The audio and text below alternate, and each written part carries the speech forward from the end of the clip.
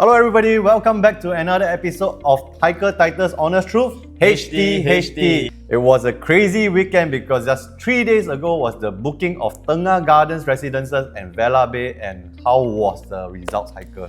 Wow, it was a bit unexpected. We expected strong sales, but Tengah, basically a lot of people say Ulu, very strong.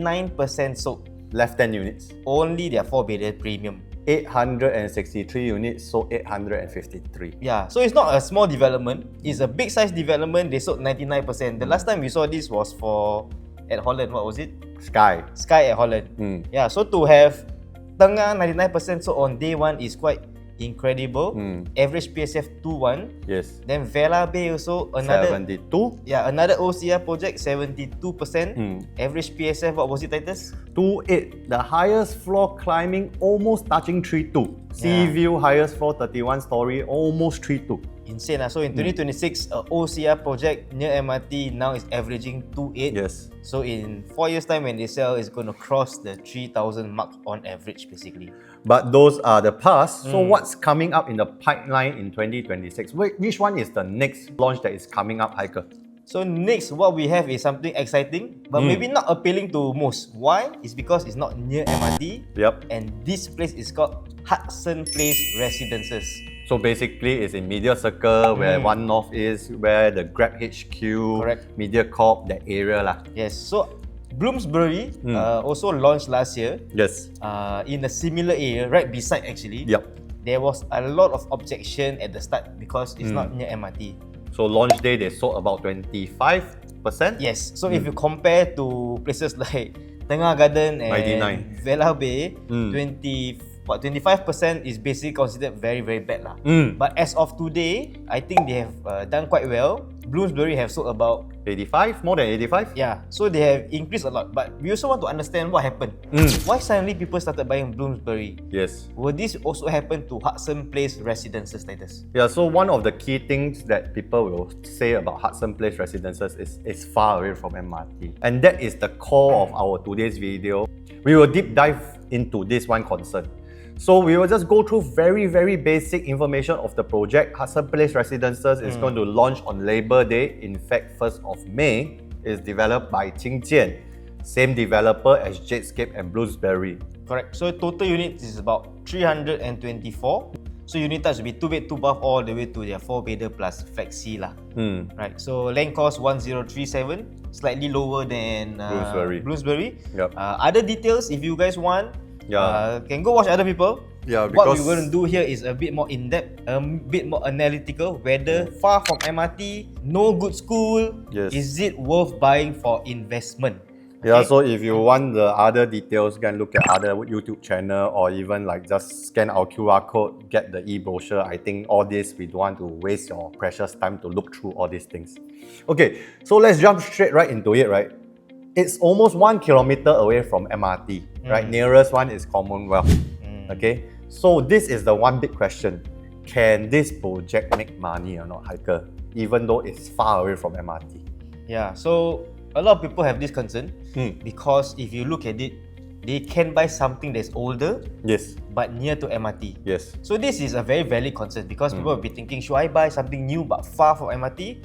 Or buy something that's older but is very, very near MRT for investment. Yep. So today we will address this issue so that you do not have to think about this and worry which is the better option. So for the first example that we have, we stay around the same region. We are going to take Queensway MRT, which is Queens, directly opposite MRT, Ethiopia in 2022. Okay. Versus one that is far away from MRT, which is Normanton Park. Okay, don't have MRT. The age gap between Queens and Normanton Park is 21 years difference. Okay, so you can see from the map right here, the distance between Normanton Park to Queenstown MRT is really quite far lah. Yeah. Right. So what we want to see, right, besides the MRT and the 21 years gap, the price acceptance of Queens versus Normanton Park, we can take a look at the per square feet. Queen's average accepted price is around 1,007, whereby Normanton Park average is 2,000. So for a far away from MRT and younger project, there's a $300 premium lah. Correct. Right? Sounds very weird, right? Far away from MRT got premium. And people can accept this gap so far. Yes. Then on the higher transacted side, right, the gap is up to $500 per square feet. The Queens transacted, you can see average and highest, the difference is 11 PSF. Wow. Highest is 1749. But the highest in Momentum Park has transacted at almost coming up to 2003. So the gap that people has accepted for a far away from MRT project is up to $535 per square feet. Yeah, so this is a bit weird. Right? So a lot of people will be thinking like, why are people paying more for something that is newer and further from MRT? So we also want to look at the rental. Yes. Right? Because a lot of people say if it's far from MRT, no one will want to rent from me. Because tenant want MRT. Yes. So is this really true? Right? So the same condo yet again, we compare Queens and Normanton Park. Yeah, using 2-bedroom. Correct. So if we were to see Queens, right? So far, the pricing for the average is very, very similar. So Queens rental is about 4.6, 9.4, and Normanton Park you have 4.208. On the higher end, you can see that Queens only fetch 5,005, but Normanton Park, 2-bedder, no MRT, is fetching $6,000. So it's quite similar, and we can just look at the number of rental contracts being done in the past 2 years. Right? Queens has a healthy amount of 39 transactions. Normanton Park got close to 500 rental contract done in the past 2 years. So despite it being far from MRT, people are still flocking to Normanton Park to rent down there. Why do you think is the reason that tenants, no MRT, still want something maybe newer, better facilities? Because I think when tenants look at condo, their mindset is they want to have access to facilities. Because if not, they will just rent HDB lah, right? There's not much difference if you are going to pay for a condo, but you don't use the facilities.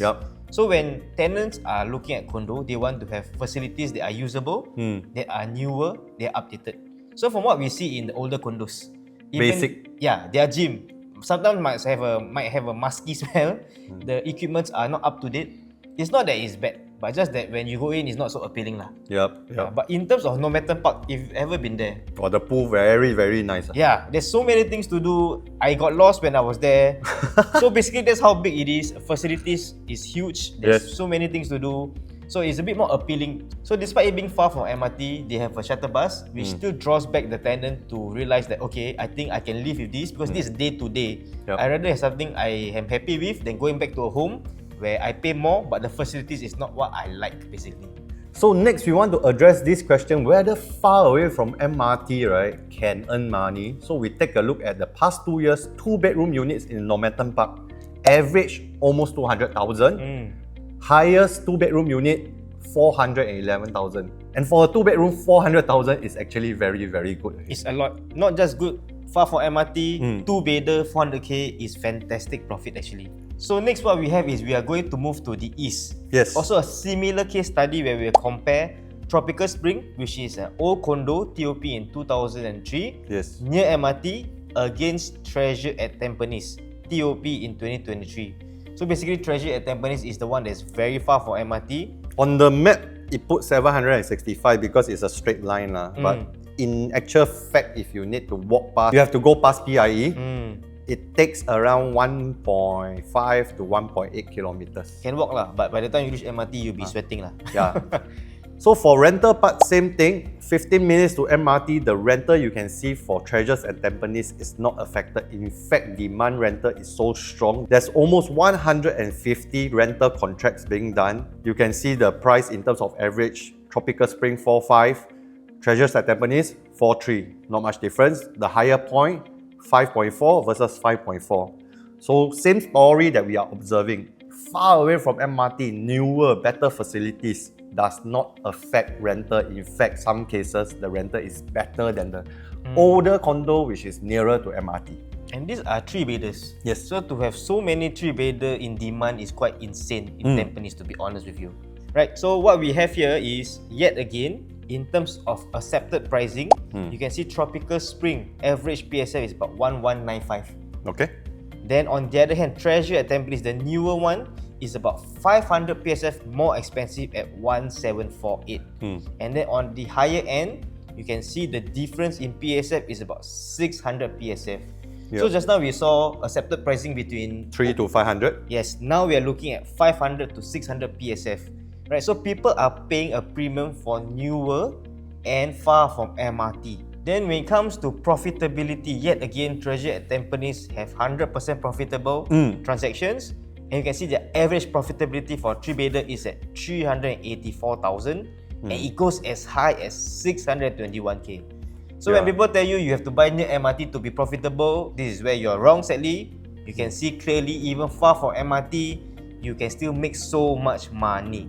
Because entry price is more important than distance to MRT. So we have seen two examples and we want to bring the examples concept back to where Hudson Place is. And we will take a very similar kind of approach. One North Residences, which is TOP in 2009 versus Hudson Place, which is going to TOP 2029. So same age gap, 20 years. One North Residences is around 400 meters to MRT, and then Hudson Place is probably around 1 kilometer to MRT. Yep. So the pattern, you can see we are applying the same kind of behavior. So just now, when we talk about the previous example, the accepted price gap was $500 to $600. Correct. So we want to see whether Hudson is priced fairly or overpriced or even underpriced.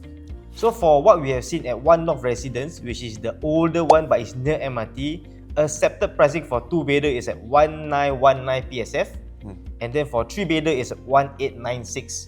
So about 1.9 for both lah. Correct. So when we compare to Hudson Place, what we have is the starting price. Basically, we can see Hudson Place starting from for 2-bedder is 2.2xx. So the gap here, Titus, how much is it? So from 22xx versus 1.9 is a $300 gap for someone who is newer and further away from MRT. Yeah. So we recap, right? Treasures and Normanton Park, the gap was $500 to $600. Correct. So this is a smaller gap for something that is newer.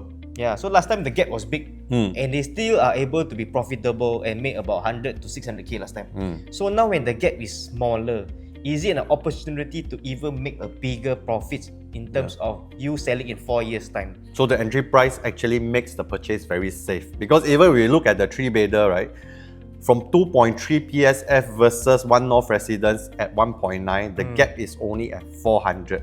Whereby Treasures at Tampines using the 3-bedder, the gap was up to $600. So the market accepts something newer further away from MRT, can earn $600,000 in profit using a $600 PSF premium. Whereby Hudson developer has only priced it at $400 price gap versus One North Residence.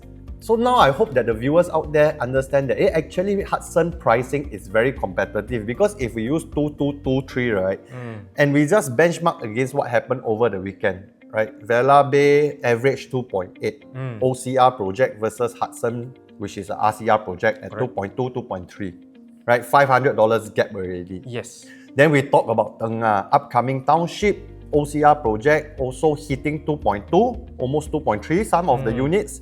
And then for Hudson Place, 2 to 3 bedrooms are going to be around 2.3, same price as Tengah. So location-wise, of course, I would say RCR is superior lah. Yes. Right? But then this is something that we want to understand next is, then why is the developer pricing it this way? Yeah, so on top of that, Titus, I just want to mention, if you notice there's an anomaly in the pricing. For the PSF, the smaller units are lower than the bigger PSF. Usually in the resale market, what you see is the bigger units have a lower PSF, the smaller units have a higher PSF. But now it's the terbalik. Yes. It's the other way around. So yet again, this is another opportunity we have spotted in Hudson Place. Basically, the price gap between the new and the old, and internally within the development, smaller units here have a good opportunity that if you are interested, do scan our QR code and let us know your options and your questions. At this point of time, we only got the indicative starting price, but we want to be conservative lah. We don't want to take the lowest tier. So we use, like for 2-bedroom, we will use 2299, for 3-bedroom 2399, and then 4-bedroom 2499. We will take the highest tier to go and compare. So we have 3 sizes, right? One is a 2 plus study, 689 square feet, which will bring us to around 1.58 million. For the 3-bedroom, the bigger 3-bedroom, the 3 premium will bring us to around 2.53 million. And for the 4-bedroom, the bigger size, 1432 square feet, that would be only at 3.578 million. So when we compare this to Bloomsbury, who's our neighbor, so we also want to understand what has been done by Bloomsbury. So for the two-bedder, what we see here in terms of gap, when we compare to Hudson 1.584 compared to the Bloomsbury on the lower end, the gap is about 84,000.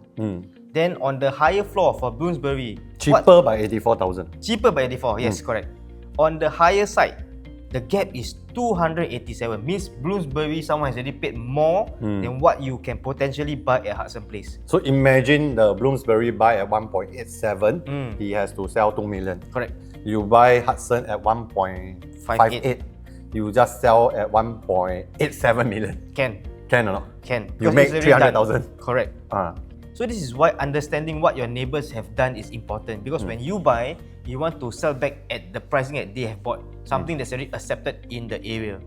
Then when we move on to the three-bedder, you can see the gap between Hudson Place and the lowest at Bloomsbury is about 218k, and the highest gap is as high as 353k. So same theory lor. You Correct. buy 2.8 million in Blooms, you have to sell 3.1. Yes, Which can or cannot, nobody knows. correct. You buy Hudson 2.5 million, you just sell back at 2.8, which is accepted as of 2025, 2026 already. Yes. So it's something easier to achieve basically in the Safer. resale market. Yes. And lastly, the four-bedder, the premium, the gap between Hudson Place and the lowest end for Bloomsbury is about 52,000, and on the higher end is about 254,000. So yet again, you can see Hudson Place, if you're buying at the right PSF, you have a huge price gap between you and Bloomsbury basically. So back to the point of just now, how they stage the small units to big units, right? Because typically we see the big units can potentially earn more. Correct. And once again, we just use this simple analysis. We have identified which is the sweet spot unit, right, for you to actually enter if you are an investor looking at Hudson Place. Definitely the 2 and the 3-bedder. Yes.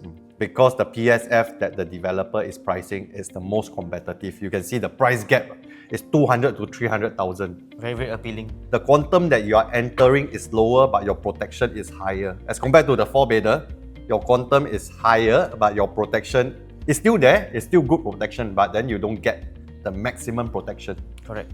So if you like how we have analysed Hudson Place and you want to understand more whether Hudson Place is for you and if it is a worthwhile investment, do scan our QR code. Let us know what are you looking at, what's your budget, so that we can have a sit-down session and help you and guide you along your buying process basically. One last thing before we end today's video, we realized that a lot of you have not subscribed yet, and some of the new launches video that we spend a lot of hours researching and doing the recording, right, they are not getting the views as much as our other resale videos. Funnily enough. Yeah. So a lot of people do new launch and then a lot of views don't do resale. So we do a lot of resale. The resales are doing well in terms of viewership.